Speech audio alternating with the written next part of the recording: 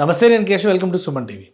ఆంధ్రప్రదేశ్లో ఎన్నికలు సమీపిస్తున్న కొద్దీ పార్టీల మధ్య ఉన్నటువంటి పొత్తుల అంశాలపైన స్పష్టత వస్తున్నటువంటి పరిస్థితి ఉంది.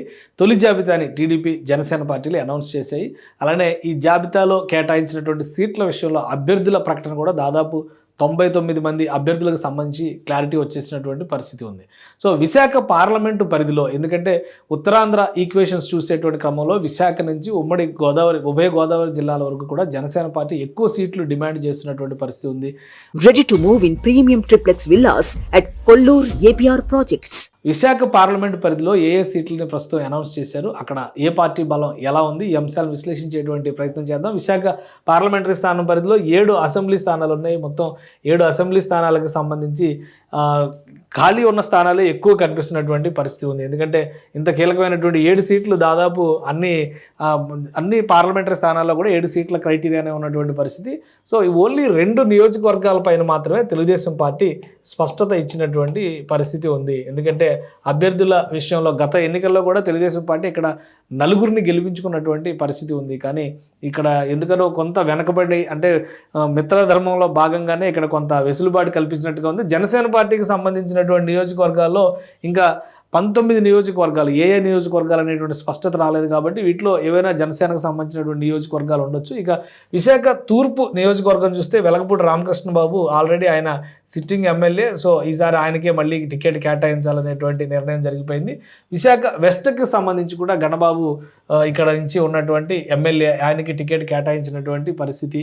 విశాఖ వెస్ట్కి సంబంధించి ఇది కూడా సిట్టింగ్ స్థానం కాబట్టి ఈ 2 స్థానాలపైన ఒక స్పష్టత ఇచ్చేసినట్టుగానే మనం చూడాల్సి ఉంటుంది. ఇంకా ఓవరాల్గా 7 కాన్స్టిట్యున్సీస్లో 5 నియోజకవర్గాలపైన స్పష్టత ఇవ్వాల్సినటువంటి పరిస్థితి ఉంది. అది విశాఖపట్నం నార్త్, అలానే విశాఖపట్నం సౌత్, విశాఖ భీమిలి, గాజువాక, శృంగవరపుకోట, ఈ 5 నియోజకవర్గాల్లో ఏ స్థానం నుంచి మళ్ళీ ఏ పార్టీ తమ అభ్యర్థులను బరిలో నిలబోతుంది. ఎందుకంటే జనసేన కేటాయించినటువంటి 19 సీట్లు, మిగిలినటువంటి 19 సీట్లలో ఇందులో ఎన్ని సీట్లు ఉన్నాయనేటువంటి అంశం పైన స్పష్టత లేదు. కాబట్టి ఒకసారి ఈ సీట్లను విశ్లేషించేటువంటి ప్రయత్నం చేద్దాం. శృంగవరపుకోటకు సంబంధించి పెద్దగా చర్చ అవసరం లేదు. ఎందుకంటే అది పూర్వపు విజయనగరం జిల్లా పరిధిలో ఉన్నటువంటి, ఉమ్మడి జిల్లా పరిధిలో ఉన్నటువంటిది. అయితే విశాఖ పార్లమెంటరీ స్థానం పరిధిలోకి వస్తుంది. అక్కడ ఖచ్చితంగా తెలుగుదేశం పార్టీ తన అభ్యర్థిని నిలబెట్టడానికి అవకాశాలు ఎక్కువగా ఉన్నాయి. 99% అవకాశాలు ఉన్నాయి. గత ఎన్నికల్లో కూడా జనసేన పార్టీ కూడా అక్కడ అభ్యర్థిని నిలబెట్టినటువంటి పరిస్థితి లేదు, మిత్రపక్షాలకు కేటాయించినటువంటి పరిస్థితి. ఇక రెండవ విషయం ఏంటంటే గాజువాక నియోజకవర్గం, ఇది కూడా నిర్వివాద అంశం. ఇది జనసేన పార్టీ సీట్ అనడానికి వేరే ఆలోచన అవసరం లేదు. గత ఎన్నికల్లో జనసేన పార్టీ అధినేతగా పవన్ కళ్యాణ్ అక్కడ బరిలో దిగారు.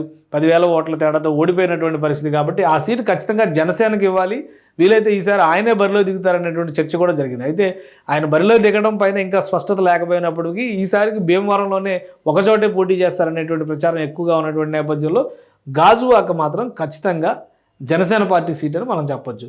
సో ఇక భీమిలి, విశాఖ నార్త్, విశాఖ సౌత్ నియోజకవర్గాలు ఉన్నటువంటి పరిస్థితి ఉంది. ఇవి కొంచెం కాంప్లికేటెడ్ నియోజకవర్గాలుగా మనం చూడాలి. ఎందుకంటే ఇక్కడ టీడీపీ సిట్టింగ్ ఎమ్మెల్యే గంటా శ్రీనివాసరావు ఉన్నటువంటి పరిస్థితి.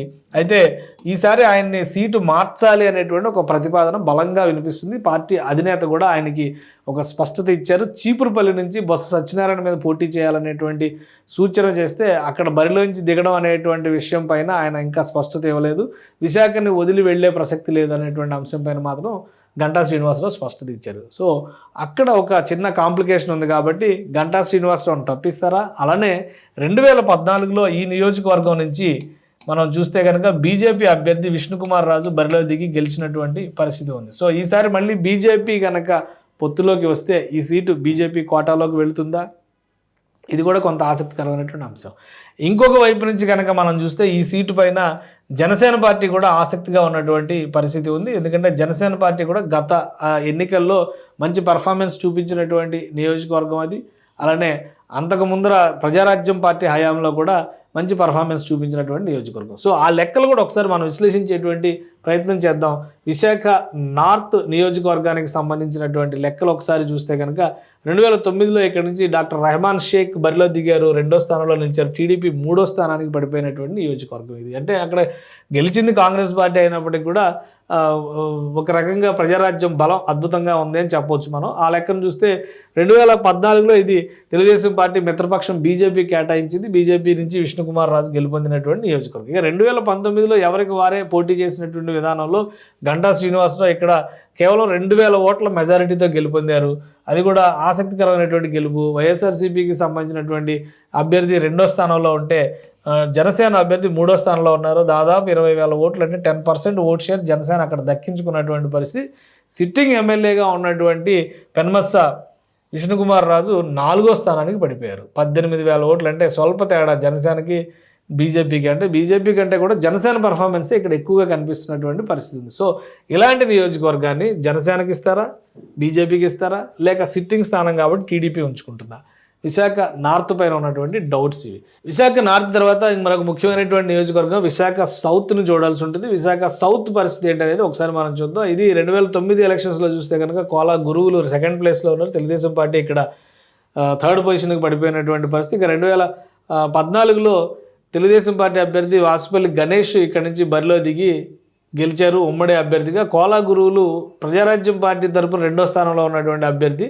ఇక్కడ మళ్ళీ 2వ స్థానంలో వైఎస్ఆర్సీపీ గుర్తు మీద ఉన్నటువంటి పరిస్థితి. 2019లో కూడా వాసుపల్లి గణేష్ అంటే 3వసారి హ్యాట్రిక్ కొట్టినటువంటి గణేష్ ద్రోణరాజు సత్యనారాయణ గారి కుమారుడు శ్రీనివాసరావుకి టికెట్ ఇస్తే కూడా ఇక్కడ పర్ఫార్మెన్స్ ఇంప్రూవ్ చేసుకోలేని పరిస్థితి. మళ్ళీ వైఎస్ఆర్సీపీ 2nd ప్లేస్లోనే ఉన్నటువంటి పరిస్థితి. ఇక జనసేన పార్టీ నుంచి గంపల గిరిధర్ పోటీ చేశారు. 18,000 ఓట్లు 14% పైగా దక్కించుకోవడం ద్వారా ఆయన మంచి ఓటు బ్యాంక్ దక్కించుకున్నారు. అయితే వాసుపల్లి గణేష్ ఇప్పుడు పార్టీ మారినటువంటి నేపథ్యంలో ఈ సీటు ఎవరికి ఇస్తారు అనేటువంటి ఆసక్తి తెలుగుదేశంలో కూడా ఉంది. అయితే తెలుగుదేశం తన అభ్యర్థిని నిలబెడుతుందా, మిత్రపక్షానికి ఇస్తుందా అనేది ఇక్కడ ఆసక్తికరమైనటువంటి అంశం.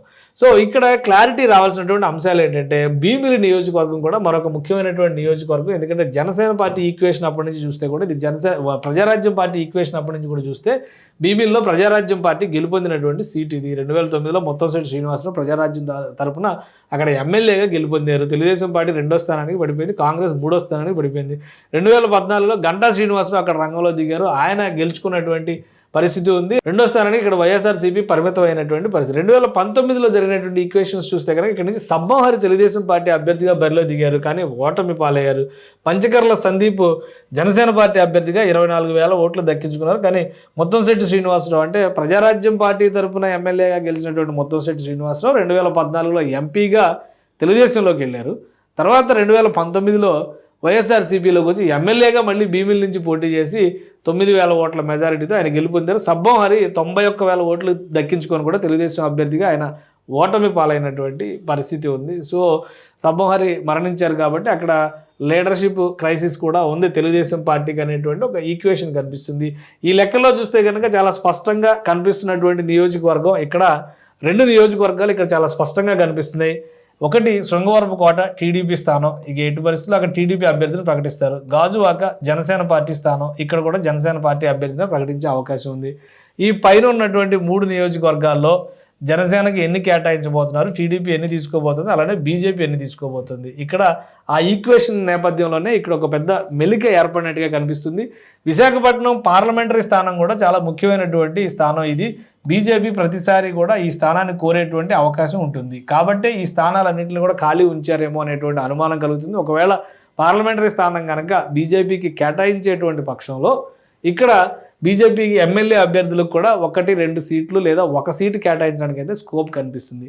సో బీజేపీ క్లారిటీ వస్తే ఈ అంశం ఈ చిక్కుముడి వీడేటువంటి అవకాశం ఉంటుంది. ఒకవేళ బీజేపీ రాకపోతే కనుక, ఎందుకంటే వైజాగ్ సీటు వదులుకోవడానికి తెలుగుదేశం పార్టీ ఎంపీ అభ్యర్థి ముఖ్యంగా ఇంట్రెస్టెడ్గా లేరు కాబట్టి ఒక అడ్జస్ట్మెంట్ పరంగా చూస్తే కనుక 3 నియోజకవర్గాల్లో 3 పార్టీలు ఒక్కో అభ్యర్థిని నిలబెట్టేటువంటి ఛాన్స్ అయితే స్పష్టంగా కనిపిస్తున్నాయి. ఇది ఫైనల్గా 2వ లిస్టులోనే క్లారిటీ వచ్చేటువంటి అంశంగా కనిపిస్తుంది.